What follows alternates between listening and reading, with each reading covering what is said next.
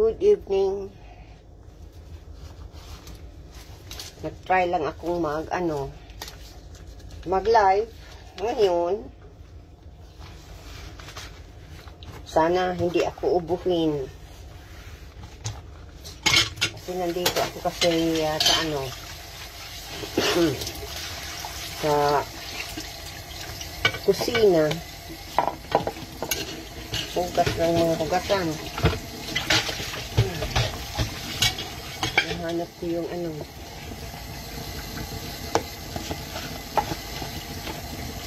hindi ito.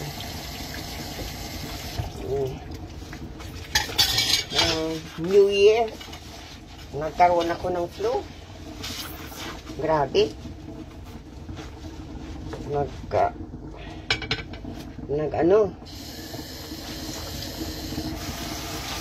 Grabe kasi dito ang lamig.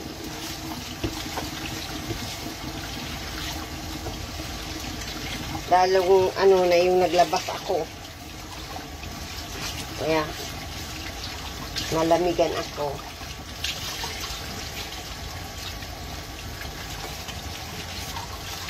Low season na kasi dito.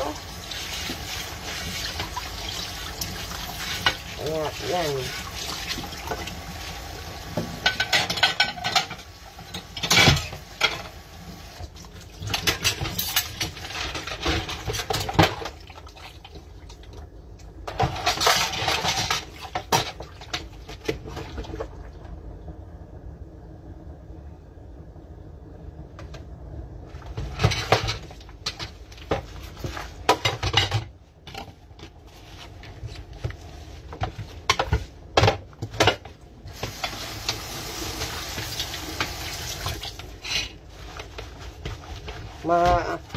Ma 2 months na. Simula nang na-hospital ako.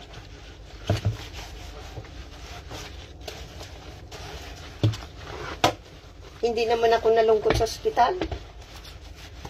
Naisip ko lang, nagbabakasyon ako. Nasa resort ako.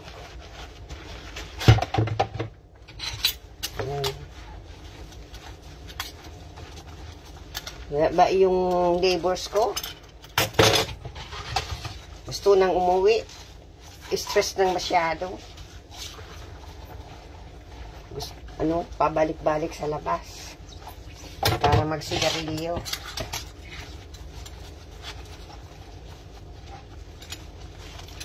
Ako, iniisip ko lang na sara ko mata ko. At iniisip ko na lang, nasa resort ako. Yan. Kaya hindi ako masyadong napost. Iniisip ko lang na nababakasyon ako. Yan. At room service. Yan. Nadalahan ako ng pagkain.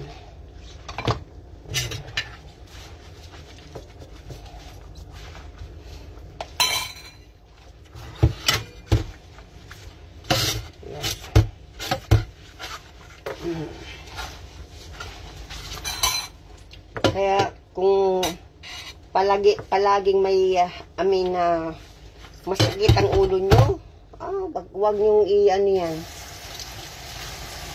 Wag nyo ignore. Lalo na kung matagal nang sumasakit ang taon na sumasakit ang ulo. Kaya nga ang white flower, parang perfume ko na.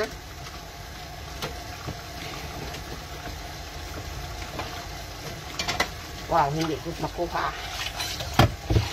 Yan. Yan.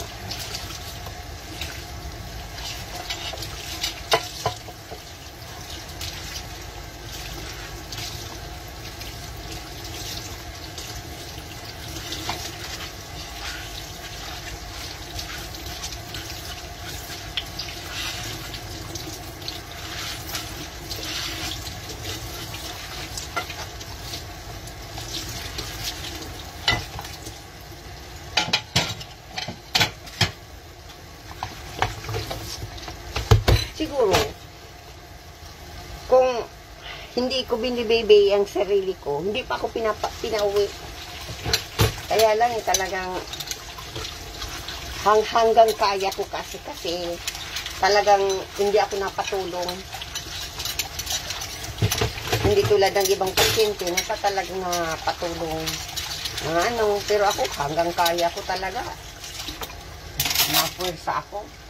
Kung hindi ko kaya, yan talaga.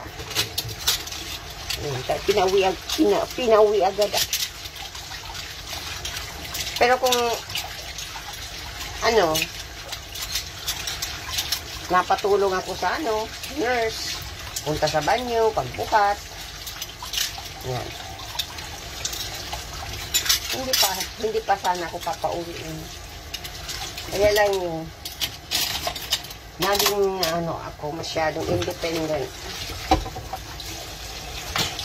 Hindi naman kaya ako sanay na sinisilbihan. Ako ang nasilbi dati. Kaya hindi ako sanay na sinisilbihan.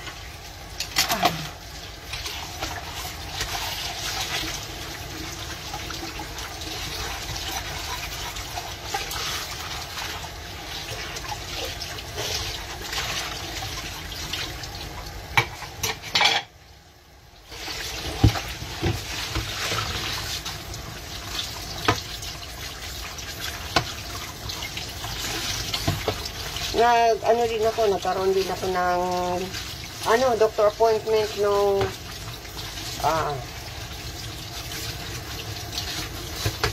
January 6 siguro yun. January 6. Yan. Doon sa surgeon, nagpunta ako. Tinignan yung tahi sa ulo ko.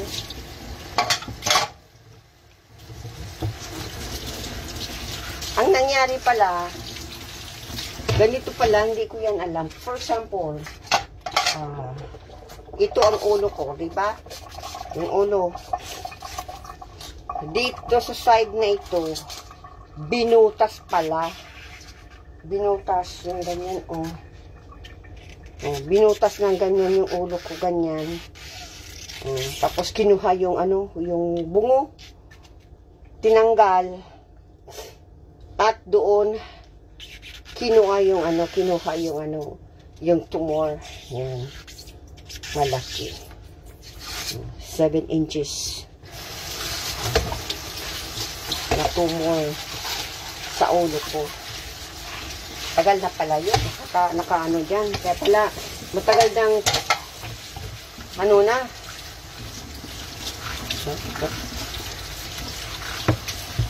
Dekada na. Yung sa utak ko, sa ulo ko, kaya sobra ng laki.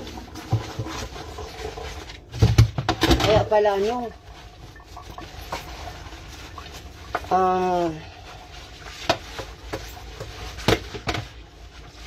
mga yan, talagang pag sumasakit wala yung siguro pag sumasakit, yung ulo ko lumalaki, baka gano'n. Lumalaki yung tumor.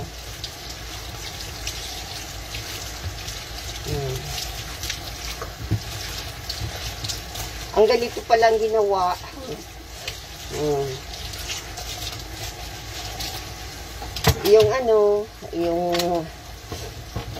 Yung ulo ko, yan. Tinanggal yung ko, scalp. Tinanggal. Pagkatapos, binutas. Binutas ng ganyan.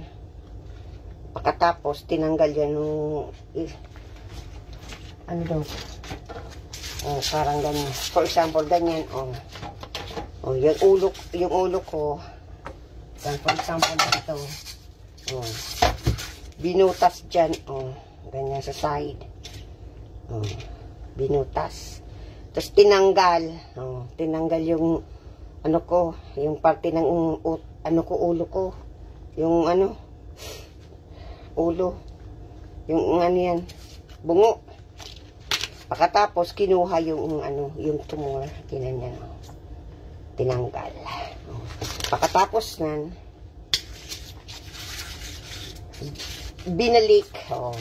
Pagkatapos, binaglagyan ng ano dyan. Binagyan kung ano, para balik yung sa dati. Dati. Tapos, ibinalik yung scalp ko. Tapos, linagyan ng mga stapler. Ganon. Ano nangyari? Wow. Hindi ko ini-expect na galing pala. Tinanggal yung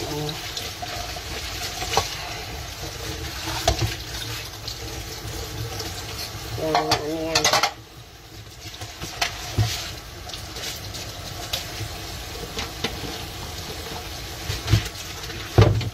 Yan.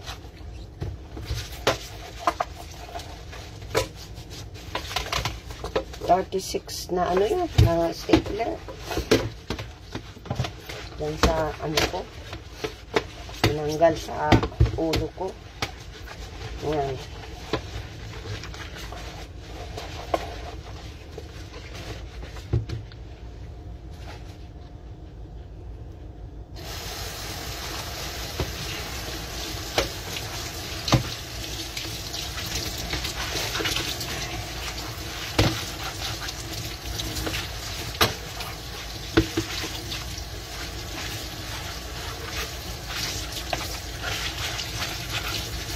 Siguro, yung dati kong doktor noon, kapag napunta ako sa doktor, nasabi ako na sumasakit talaga yung ano ko.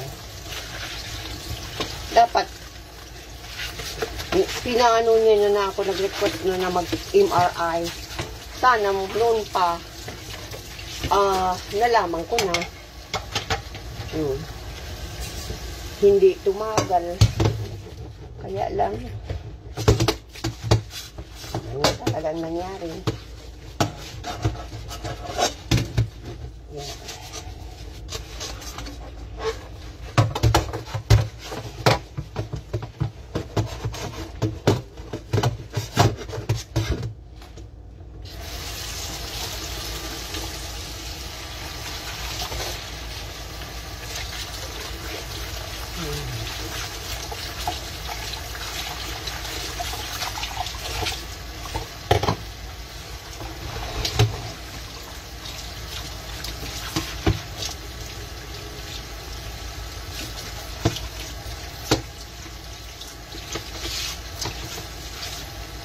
Mabuti nga, yung bago ako na hospital, naipadala ko na yung 4 na kahon.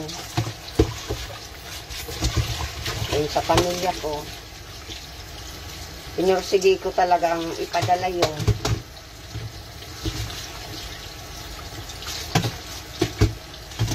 Siguro yun na yan ang last.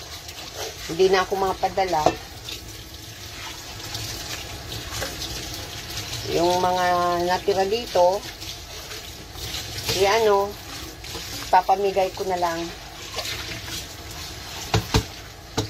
Dalhin ko na lang sa sa donation center.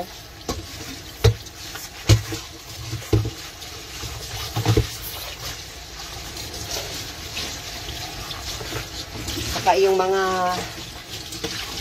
iba pang gamit ni Papa, ay ni Mama, na naiwan dito, na yung huli pang door to door, ko na, ipapamigay ko na, kasi hindi naman yun ma-appreciate doon, kasi mga luma na.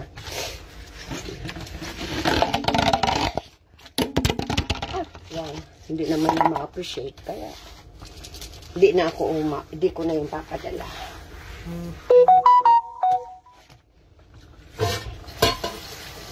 Mga luma na din yan. Ayan.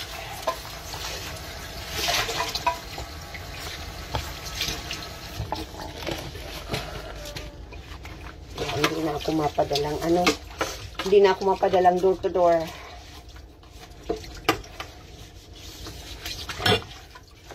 Yun na yun ang huli na ipapadala. Yun na yung huli na ipinadala ko. Hindi na ako. Kasi ano nakaka-order naman pala sa ano yan? Yung online, yung mga pinapadala ko galing dito, meron naman pala dyan sa Pilipinas, dyan na nabibili dyan sa online. Mura pa yan. Mura pa dyan. Kaya yan.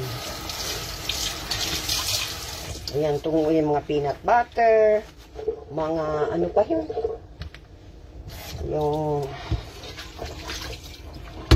Yung mga pinadala ko, nabibili naman pala yun sa online. Doon sa Shopee. Mura pa. Mga vitamins, nabibili din yan sa sa Shopee. Mura pa. Kaya kung ano palang mga pagkain dito, nabibili din naman dyan sa sa mga yan, yan sa mga online na yan. Kaya hindi na kailangan ako magpadala ng mga kuyan, mga dilata, mga mga peanut butter, mga kung ano-ano pa. Meron naman dyan sa Pilipinas, nakaka-order naman pala dyan sa mga online.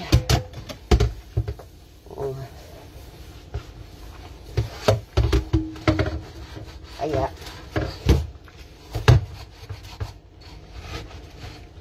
kung anong gustong bilhin, nandyan. Mabibili dyan sa mga online na Ngayon, kung yung bilihin dyan, tulad ng Timo, ano pa yun?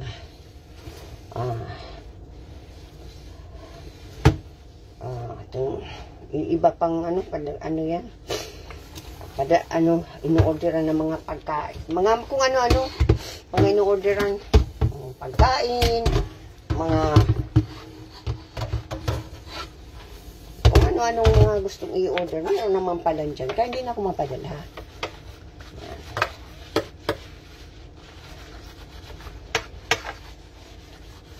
Dami dyan.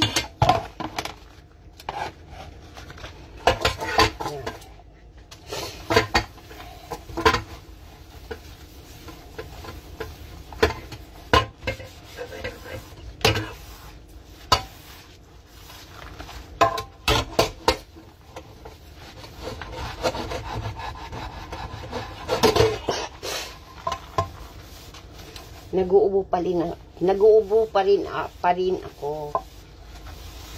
Kaya kainin ko lang. Kaya lang gusto kong tapusin ito para pagising ko sa umaga, okay ang kusina, malinis.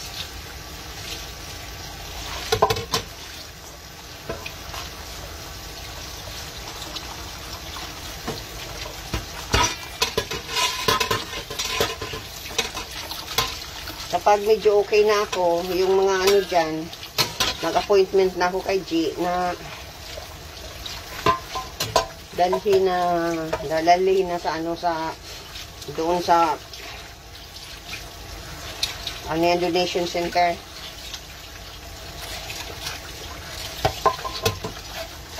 At yan, ma-appreciate nung yung bibigyan.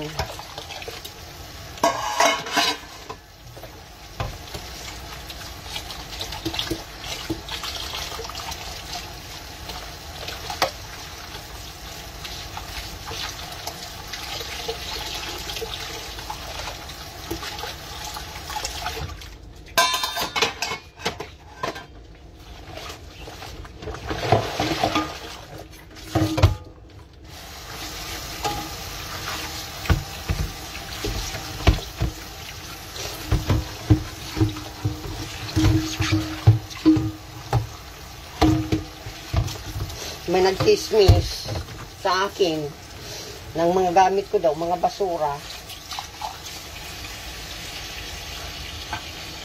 Mga damit ko daw basura.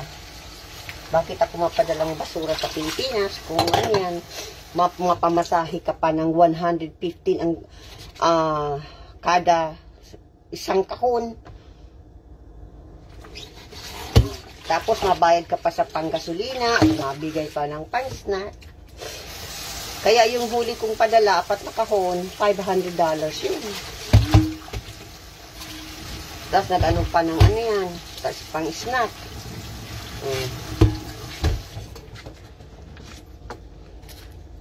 Siyempre, kasi malayo. Pinik up talaga. Ako lang ang, ano yan, kami lang dito ang pinuntahan para kunin lang yung kahon na, yung huli kong kahon na pinadala. Ano yan?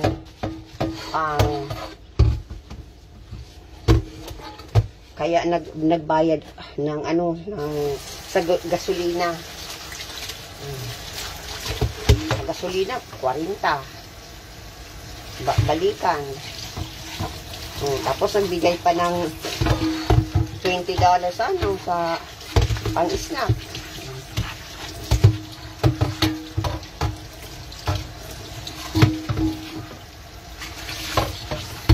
Kaya, ang mahal.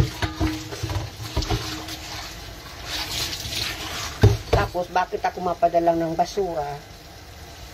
Kung papamasahihan ko ng ano, ng 115 isang kahon kung basura ang ipapadala ko.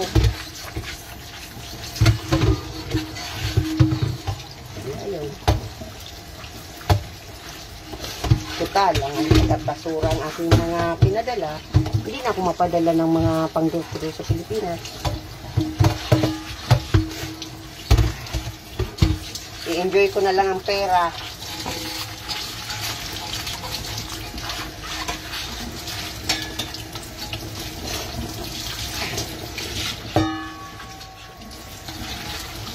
I-enjoy ko na lang yung ano. Bili na lang kung ano. Kung anong mabili.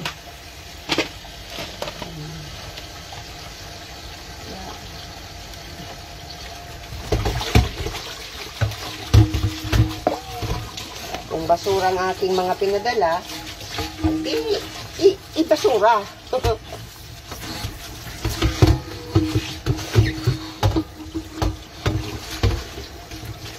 Basura yung mga pinadala ko.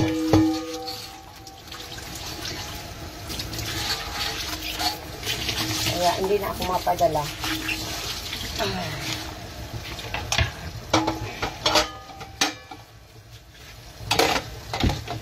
Masakit sa loob kapag hindi in-appreciate. Yun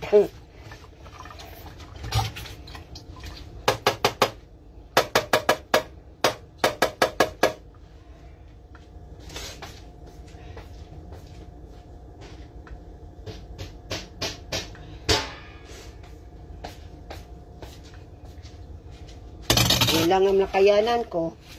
Hindi naman ako mayaman. Siguro, kung mayaman ako, 1,000 ang worth ng ano ko, baka yun, i-appreciate ako. Dahil, wala. No pansin tayo. Hindi marunong thank you. Kada hindi na. Tatakasan ka pa. Ayaw makipag-usap. Hindi marunong magpasalamat. Malaking insulto yun sa akin. Ako pa naman si excited na nagpadala. Tapos yung palang pinadalahan, bali wala lang. Kaya hindi na ako mapadala. Ay. Mahirap yung mapadala ka tapos hindi ka i-appreciate at hindi marunong mag-thank you. Kahit pa ano yan, mumurahin. Dapat marunong magpasalamat.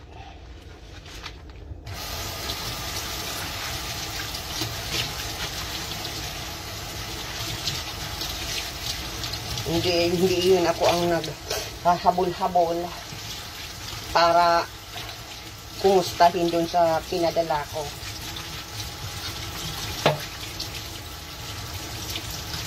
Kaya yun. Hindi na ako mapadala.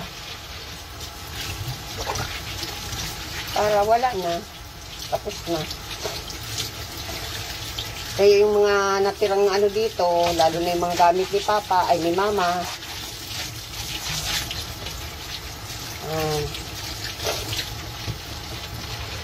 Ipapamigay ko na lang dito.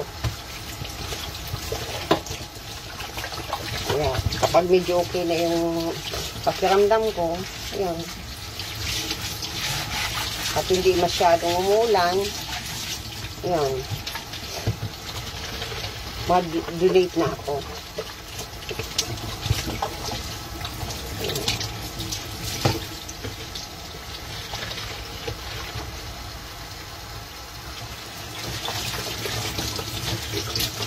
Mahirap yun nag-try ka magpadala. Tapos hindi ka naman pala i-appreciate. Huwag na. Hindi na ako mapadala.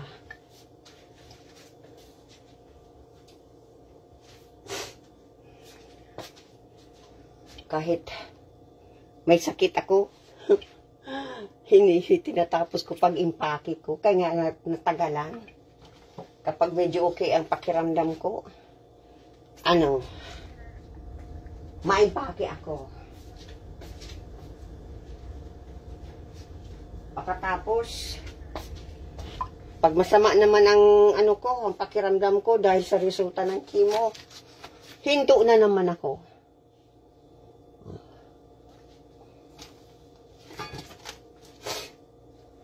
Pagkatapos, yun. Iris na pinadala ko.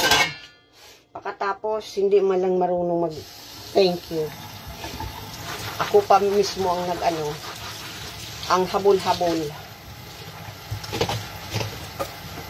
Na kiusap ako na i-video para yun na lang yung kasiyahan ko na makita ko. Hindi naman binidyo.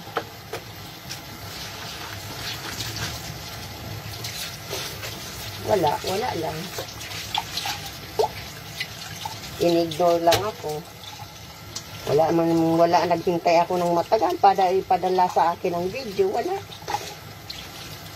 man lang. Dapat man lang sana nagsabi na, oh, salamat sa pinadala mo.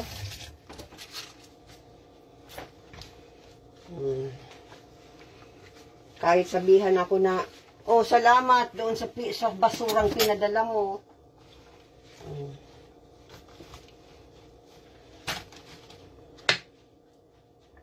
Kaya lang,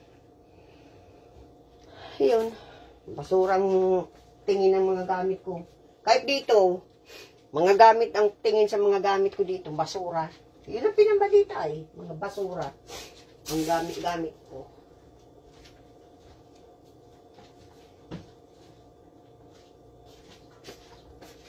Yun ang mahirap minamaliit kang masyado.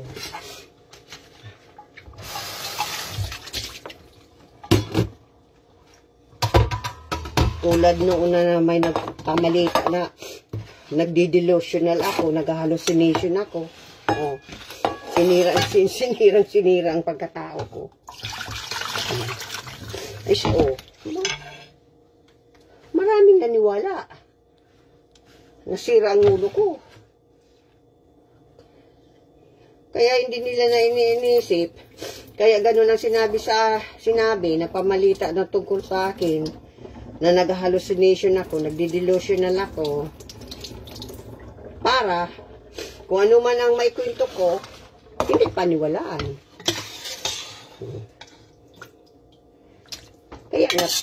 Kaya nga, ano, ipinamalita ako na sira ang ulo ko.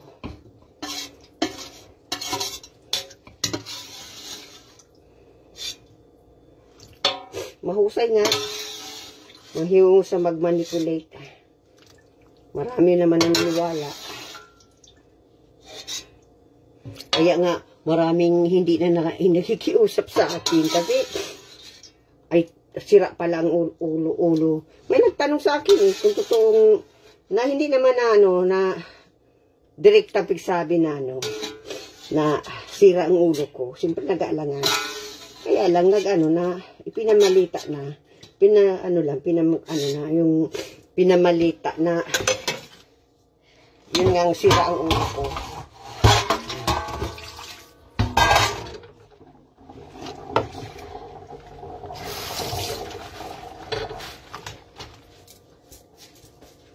Ganun naman talaga.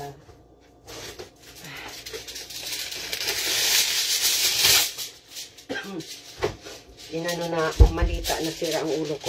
Para, kung anong ikwento,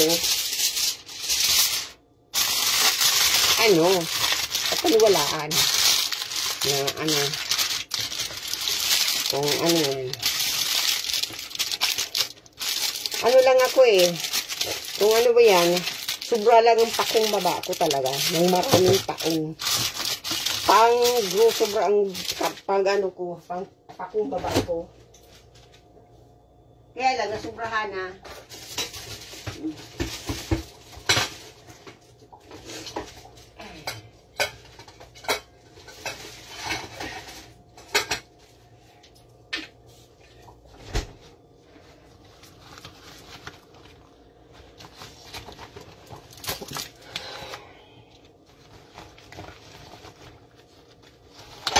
Pati nga si Riz Cortez. May message na sira ang ulo ko. Tawa talaga ako.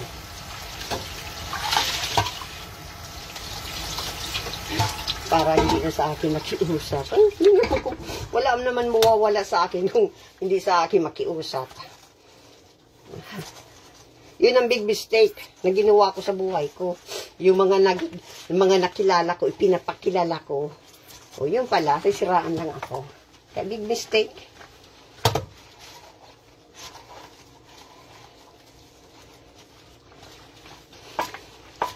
Kaya, pag dumating ang panahon na sakaling ako ang mauna, ako ang maunang umalis,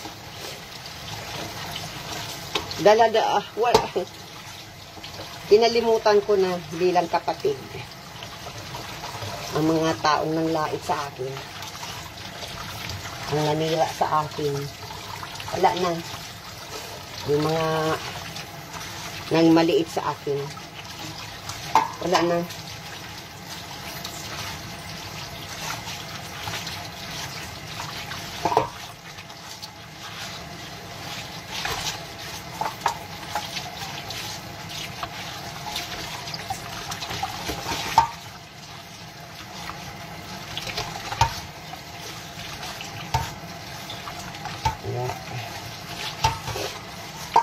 Mahirap yung sobrang takong baba mo sa isang tao na hindi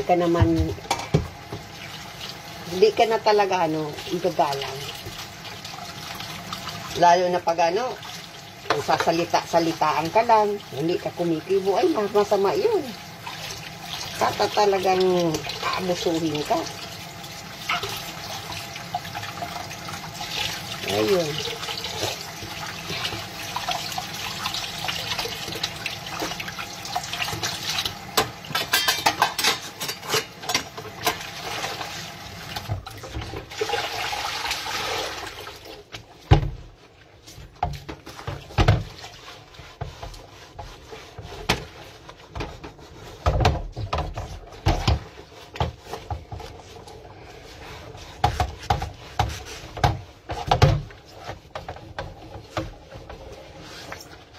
Okay.